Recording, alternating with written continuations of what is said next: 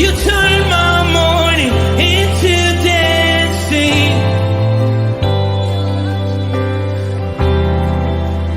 Your love changes everything. There's something about your love, something about your love changes everything, changes everything. Something about your love, something about your love changes everything, changes everything. Something about your love, something about your love changes everything, changes everything. Something about your love, something about your love changes everything, changes everything. Something about your love, something about your love changes everything, changes everything. Something about your love, something about your love changes every. You turn my morning into dancing. You turn my morning into dance. You turn my morning into dancing. You turn my morning into dancing. 'Cause your love changes everything. Your love changes everything. You turn my morning into dancing. You turn my morning into dancing. You turn my morning into dancing. 'Cause your love changes everything. Your love changes everything. Oh, there's something about your love, something about your love changes everything in my body. Oh, something about your love, something about your love changes everything. It changes everything. Something about your love, something about your love changes everything. It changes everything. Something about your love, something about your love changes everything, changes everything. Something about your love, something about your love changes everything. Something about your love, something about your love changes everything, changes everything. Something about your love, something about your love changes everything, changes everything. Something about your love, something about your love changes everything. You turn my morning into dancing.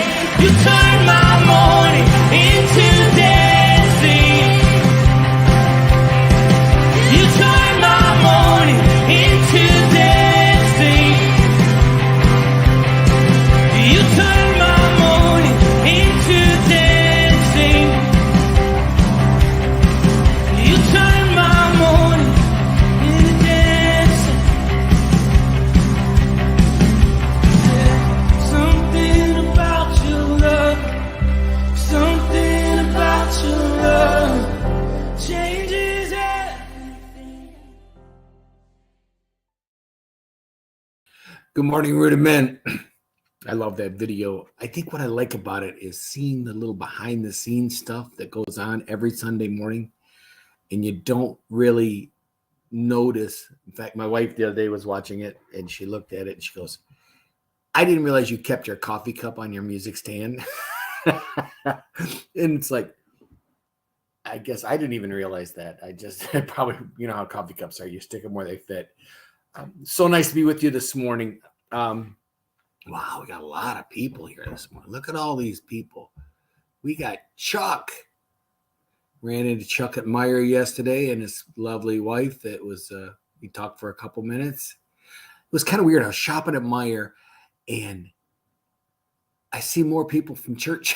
I saw Chuck and I saw Nikki and Jeeps. So it was a cool day shopping.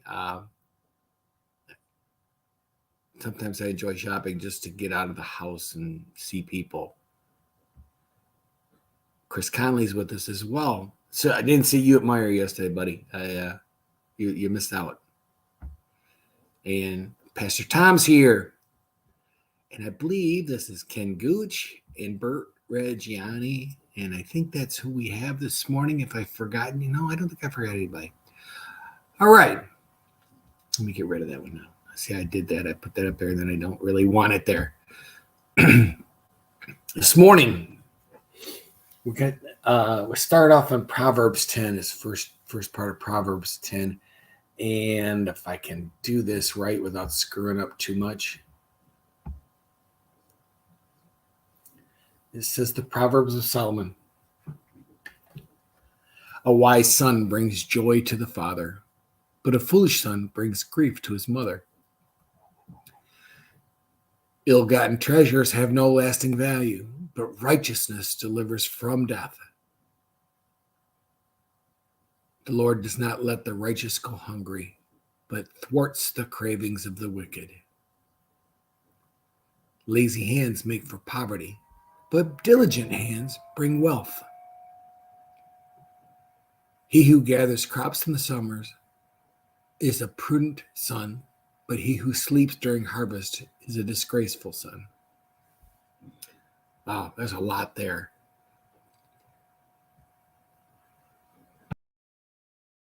Don't want to do that. I'm getting it. Be patient with me. I just took myself out of the stream for a second. Okay, so what do we do? You got 5 verses. A wise son or a foolish son, ill-gotten treasures. The Lord does not let the righteous go hungry, lazy hands, and gathering crops in the summer. Boy, those don't have anything to do with each other, do they? They're really random, and it's almost as though Solomon was taking and going, today this happened, and so he writes it down. And tomorrow, the next day, he says, I better put this one in here, and then the next day, I better put this. The list seems without purpose.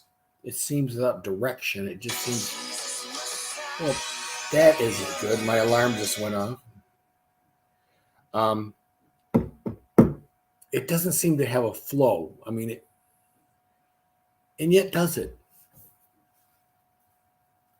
These 5 verses, while being completely different from each other, have something in common.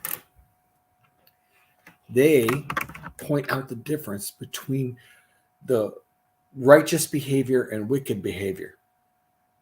I think it's subtle, but it's there. It's not even subtle, I guess. I shouldn't say that. We look at each sentence as an individual thing, but it's part of a group, which will continue for chapters here on out. But he gives you examples of godly behavior, like wise and righteous and diligent hands and gathering crops. And then he gives you examples of the not so wise behavior, like foolish, ill-gotten, wicked, sleeps, the sleeping son who sleeps while he's supposed to be working. You look at him as a whole and you think, he's pointing out good decisions versus bad decisions, good practices versus bad practices. I love how these verses, though, each one of them, if you tear them apart and look at them, don't have. Solomon was king, and his son was the son of a king, so his life probably was not filled with a lot of challenges. Not at first. As you grow, as they grow older, we know that happened, but they never had to struggle for a meal. So the Lord does not let the righteous go hungry, but he thwarts the cravings of the wicked. I mean, there's little chance that his son probably went hungry.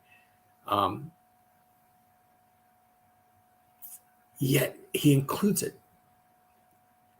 All these verses seem to have no class or I guess income separation. Every single one of them applies to a rich man or a poor man, a king or a pauper. They're sound judgment that still even applies 2,000, 3,000 years later. It's amazing to me. And as we look at the results of that bad behavior, there's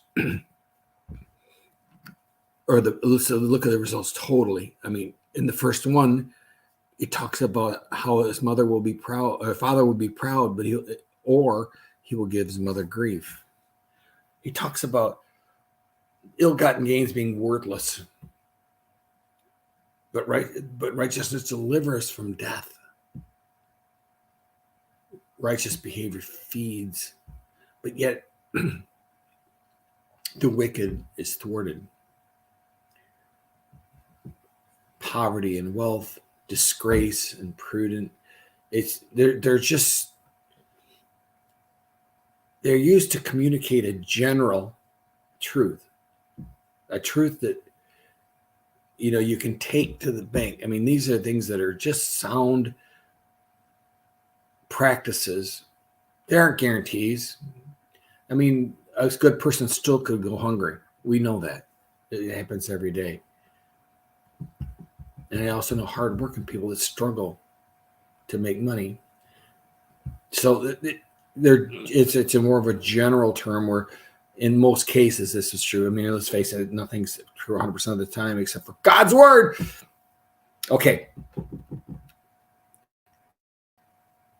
In these verses, they show you a different temperament and conduct or action. And then they show you the fruits or the effects of each of them. And how many of us fathers not wish, but how many of us have written down words of wisdom for our children? Have we taken the time to sit down and write out, a foolish son does his home, a proud son, a good righteous son does his homework, a foolish son plays video games, or something along that line. It's fascinating to me how we can look at Proverbs and say they're brilliant, and yet we don't maybe try to do that ourselves. I use the word fruits. Each one of those the things created a fruit. They created an effect. And I think what I want to leave you with today before I go is from Jeremiah. It says, "But blessed is the one who trusts in the Lord, who has confidence in him. They will be like a tree planted in the water, by the water, that sends out its roots by the stream. It does not fear when heat comes. Its leaves are always green. It has no worries in a year of drought and never fails to bear fruit." So I think what I could take from this message today is we need to bear fruit. Solomon tells us we need to bear fruit. Jeremiah tells us we need to bear fruit. I don't know how many times Jesus told us to bear fruit, but the message keeps coming loud and clear that can we be a Christian our whole life and never bear fruit? And now my phone's ringing. Joy. Man, I've been distracted today. Well, that's all I have for you today. Thank you for joining me. Sorry for the apologies. And if I can get out of here without too much trouble, I will try, because that's what I do. Have a firm year today, gentlemen.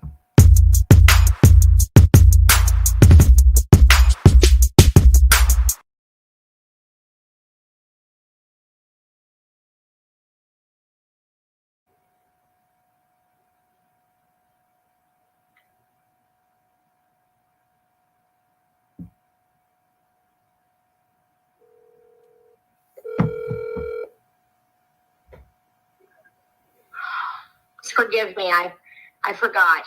Yeah, my alarm went off. Everything, it was like insane today. It's like my wife wants me. Gotta go. I swear, I set an alarm so Why? so I would know to start at 5:02. And I must not have cleared it, and so it's oh, it kept going again. it came back in the middle of the broadcast, and then right as I'm getting ready to sign off, my phone rings. I wonder who that was. Yeah, I just apologize. I said I'm sorry. It's a bit of a mess today. That's okay. It's not like Tom hasn't had stuff going off, and Yeah. he's actually taking a phone call. Anyway, I need to come downstairs. Okay. All right. Okay. Okay. Bye.